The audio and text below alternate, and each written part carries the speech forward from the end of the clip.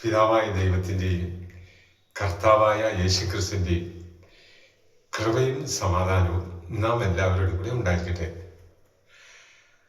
പ്രിയമുള്ളവരെ, വളരെ പ്രധാനപ്പെട്ട ഒരു സന്ദേശം നിങ്ങളുമായി പങ്കുവെക്കാൻ ഞാൻ ആഗ്രഹിക്കുന്നു.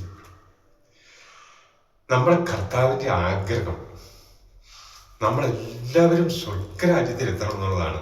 ഈ ലോകത്തിലെ ജീവിതം തന്നെ നാളെ തീരുമല്ലോ. ഒരിക്കലും അവസാനിക്കാത്ത ആ നിത്യജീവനിൽ നമ്മൾ എത്തിച്ചേരണമെന്ന് കർത്താവ് ആഗ്രഹിക്കുന്നു. അതുകൊണ്ട് ആ സ്വർഗരാജ്യത്തിലേക്ക് നമ്മെ കൂട്ടിക്കൊണ്ടുപോകാൻ വേണ്ട എല്ലാ ഉപദേശങ്ങളും നിർദ്ദേശങ്ങളും പ്രബോധനങ്ങളും പ്രസംഗവും എല്ലാം നമ്മുടെ കർത്താവ് ചെയ്തു. നമ്മുടെ പാപത്തിന് പരിഹാരവും ചെയ്തു. ഇനി നമ്മുടെ കർത്താവ് നമ്മെ ദൈവരാജ്യ സന്ദേശം അറിയിക്കുന്നതിൻ്റെ ഭാഗമായി മത്തായിയുടെ സുവിശേഷം 5-ാം അധ്യായത്തിൻ്റെ 1-ാം വാക്യത്തിൽ പറഞ്ഞിരിക്കുന്ന കാര്യം നമുക്ക് ശ്രദ്ധിക്കാം. യേശു ജനക്കൂട്ടത്തെ കണ്ടപ്പോൾ ഒരു മലമേ കയറി. അവൻ ഇരുന്ന ശേഷം ശിഷ്യന്മാരടുത്ത് വന്നു.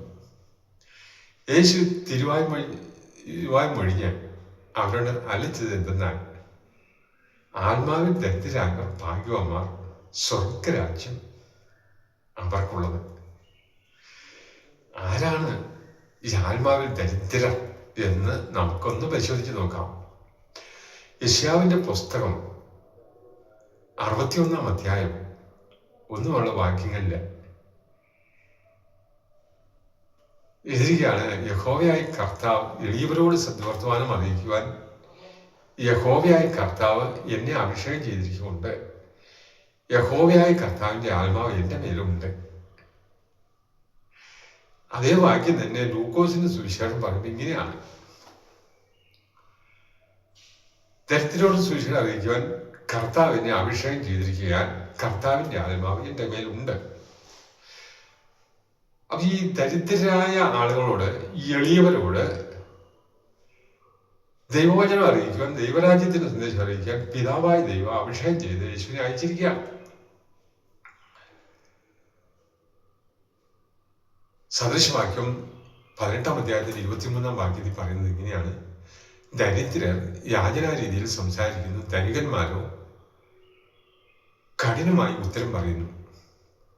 പിന്നെയും മത്തായിയുടെ സുവിശേഷം 11-ാം അധ്യായത്തിന്റെ 29-ാം വാക്യം പറയുന്നത്, ഞാൻ സൗമ്യതയും താഴ്മയും ഉള്ളവനാകെ കൊണ്ട് എൻ്റെ മുഖം വഹിച്ചുകൊണ്ട് എന്നിൽ നിന്ന് പഠിക്കുവിൻ. ഇങ്ങനെയൊക്കെ ആണെങ്കിലേ നമുക്ക് ദൈവരാജ്യത്തിൽ പ്രവേശിക്കാൻ പറ്റുകയുള്ളൂ. യേശുക്രിസ്തുവിന്റെ സ്വഭാവം ഏറ്റെടുത്തുകൊണ്ട് കർത്താവിന്റെ കൽപ്പനകളും ചട്ടങ്ങളും പ്രമാണിച്ച് ജീവിച്ചാൽ നമ്മളെ ഹൃദയത്തിന് ആശ്വാസം കിട്ടും. വീണ്ടും പറയുകയാണ് മത്തായിയുടെ സുവിശേഷം 10-ാം അധ്യായത്തിന്റെ 37-ാം വാക്യം, എന്നേക്കാൾ അധികമായി അപ്പനെയോ അമ്മയെയോ പ്രിയപ്പെടുന്നവൻ എനിക്കുള്ളവനല്ല, എന്നേക്കാൾ അധികമായി മകനെയോ മകളെയോ പ്രിയപ്പെടുന്നവനും എനിക്കുള്ളവൻ അല്ല. തന്നെത്താൻ ധരിച്ച് തന്റെ ക്രൂശെടുത്ത് എന്നെ അനുഗമിക്കാത്തവരാരും എനിക്കുള്ളവരല്ല. ആരെങ്കിലും തന്റെ ജീവനെ രക്ഷിക്കാൻ നോക്കിയാൽ അവരതിനെ കളയും. ആരെങ്കിലും എന്റെ നാമനിമിത്തം തന്റെ ജീവനെ കളഞ്ഞാൽ അതിനെ നേടും. പ്രിയമുള്ളവരെ, ഇതൊക്കെ സത്യമായിട്ടുള്ള കാര്യമാണ്. ഇതൊക്കെ നമ്മൾ പ്രമാണിക്കേണ്ട കാര്യങ്ങളാണ്. കർത്താവ് നമുക്ക് തരുന്നതൊക്കെ സ്വീകരിക്കാനുള്ള ഒരു മനോഭാവം അവിടുന്ന് എനിക്ക് പറഞ്ഞു തരുന്നത് അറിയാനും അതനുസരിച്ച് ജീവിക്കാനും ഞാൻ ആഗ്രഹിക്കുന്നു എന്നുള്ളൊരു നല്ല മനസ്സ്, എനിക്ക് എന്തെങ്കിലും അറിയാമെന്നോ ഞാൻ വലിയ ആളാണെന്നോ ഞാൻ നീതിമാനാണെന്നോ ഉള്ള ഭാവമോ വമ്പ് ഭക്തിയോ ഒന്നും നമ്മുടെ കർത്താവിന് സ്വീകാര്യമല്ല. ധനികനായ ഒരു യുവാവ് യേശുവിന്റെ അടുക്ക വന്ന് ഇങ്ങനെ പറഞ്ഞു, ഗുരു, നിത്യജീവനെ അവകാശമാക്കാനായിട്ട് ഞാൻ എന്ത് ചെയ്യണം? യേശു ഉടനെ പറഞ്ഞ്, കൽപ്പനകൾ പ്രമാണിക്കണം. ഞാൻ പറഞ്ഞു, ഞാൻ ചെറുപ്പം മുതലേ ഇതെല്ലാം പ്രമാണിച്ചു വരിക. യേശു എന്നോട് പറഞ്ഞു, നീ പൂർണ്ണനാകാൻ ആഗ്രഹിക്കുന്നുണ്ടെങ്കിൽ നീ നിനക്കുള്ളതെല്ലാം വിട്ട് ദരിദ്രർക്ക് കൊടുത്തിട്ട് എന്നെ അനുഗമിക്കുക. ഒരു മനസ്സ് കണ്ടോ? അവന് ധാരാളം സമ്പത്തുണ്ടായിരുന്നത് കൊണ്ട് യേശു പറഞ്ഞ ഈ വാക്കിനെ വകവയ്ക്കാതെ അവൻ അതീവ ദുഃഖത്തോടെ പിന്തിരിഞ്ഞു പോയി. പ്രിയമുള്ളവരെ, നമ്മളൊന്ന് ചിന്തിച്ചു നോക്കുക. ദൈവരാജ്യത്തിലേക്കുള്ള ഈ യാത്രയിൽ യേശുവിനെ അനുഗമിക്കുന്നതിൽ വിട്ടുപിരിയാൻ കഴിയാത്തതായി ഈ ലോകത്തിൽ എന്തെങ്കിലും നമുക്കുണ്ടോ? നമ്മൾ മനസ്സ് പറ്റിപ്പിടിക്കുന്നതായ രഹസ്യഭാവങ്ങളോ പരസ്യഭാവങ്ങളോ എന്തെങ്കിലും ഉണ്ടെങ്കിൽ, അലസതയോ മടിയോ എന്തെങ്കിലും ഉണ്ടെങ്കിൽ നമ്മൾ ദൈവത്തിൽ പ്രവേശിക്കുകയില്ല. തീർച്ചയായിട്ടും എന്ത് പറഞ്ഞാലും അനുസരിക്കുന്ന ഒരു ദാസ്യ മനോഭാവം നമുക്കുണ്ടായിരിക്കണം. യേശുവിന്റെ പരസ്യ ജീവിതകാലത്ത് അനേകർ യേശുവിനെ ചുറ്റിപ്പറ്റി 10,000 ആളുകൾ യേശുവിനോട് കൂടെ നടന്നു. അതിൽ വളരെ ചുരുക്കം ചിലർ മാത്രമേ യേശുവിന്റെ വാക്കുകൾ കേട്ട് അനുസരിച്ച് ആ കർത്താവിന്റെ കൃപ പ്രാപിച്ച് അവന്റെ പ്രസാദത്തിനൊത്തവണ്ണം വിജയിച്ചോളൂ. നമ്മളങ്ങനെ ആകണം. 2 പേര് ഒരുമിച്ച് ദേവാലയത്തിൽ പ്രാർത്ഥിക്കാനായിട്ട് പോയൊരു കാര്യം കൂടി യേശു പറയുന്നുണ്ട്. അതിങ്ങനെയാണ്, 2 പേര് ദേവാലയത്തിൽ പ്രാർത്ഥിക്കാൻ പോയി. ഒരാൾ ചുങ്കക്കാരനും ഒരാൾ പരീശനും. പരീശൻ നിന്നുകൊണ്ട് തന്നിലേക്ക് തന്നെ നോക്കി ഇങ്ങനെ പറയുകയാണ്, ദൈവമേ,